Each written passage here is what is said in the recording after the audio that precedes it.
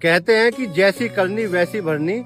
ऐसा बताया जाता है कि कर्मों का फल यही मिलता है। मेरी कुछ बहनें मुझे कमेंट करती हैं और ऐसा बताती हैं कि हमें गए हुए अपने पीहर में 10-10 साल हो गए और हमारे बच्चों को भी अपने मामाओं के यहाँ गए हुए 5-5, 10-10 साल से ज्यादा हो गए।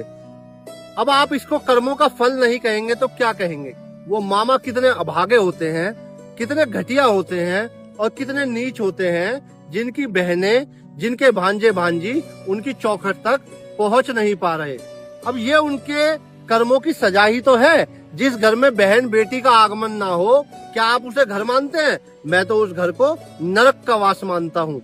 आपको ये समझने की जरूरत है कि जिस भांजे भांजी ने अपने मामा के यहाँ भोजन जाकर कर लिया तो आपको 100 ब्राह्मणों को भोजन खिलाने का पुण्य लगता है। लेकिन आज की तारीख में ये जो मामा मामी के रिश्ते में इन रिश्तों को चला रहे हैं, ये भांजे भांजियों से इतना चिढ़ते हैं और अपनी बहनों से इतना चिढ़ते हैं कि मैं आपको बता नहीं सकता। बहुत बुरा हाल है। तमाम तरह के कमेंट्स मेरी वीडियोस पर आते हैं, बहन बेटियों के आते हैं, परेशान है, ग्रसित है, करे तो करे क्या? माँ बाप मर गए और बहुत से घरों में माँ बाप भी जिंदे हैं, लेकिन बहन बेटियों का आना जाना फिर भी दुश्वार हो गया है। ऐसा क्यों हो गया है? क्योंकि माँ बाप उनके लाचार हो चुके हैं, माँ बाप की चलती नहीं है और बहन बेटी अब जाए तो जाए कहाँ? बहन बेटियों का मरना सबसे ज्यादा इस समाज में हो गया है।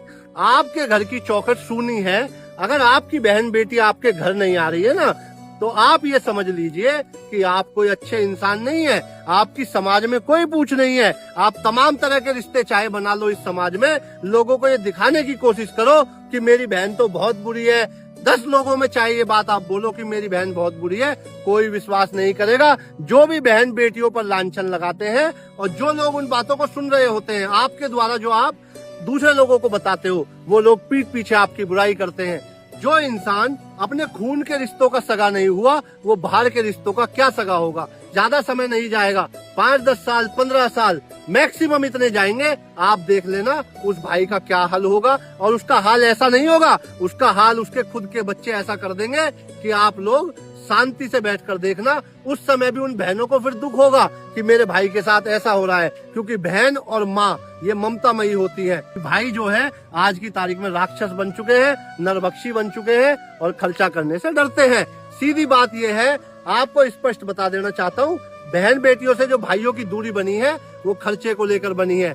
ये सोचते हैं कि बहन बेटियां हमारे घर आएंगी या हमें साल में 30 त्योहार देने पड़ेंगे तो खर्चा होगा। सभी से कहता हूँ, बहन बेटियों की इज्जत करो, हमेशा इज्जत करो। इज्जत दोगे इज्जत मिलेगी, नहीं दोगे तो जूते मिलेंगे और आपकी औलाद द्वारा ही मिलेंगे। आप सबके बहुत सारे कमेंट आए।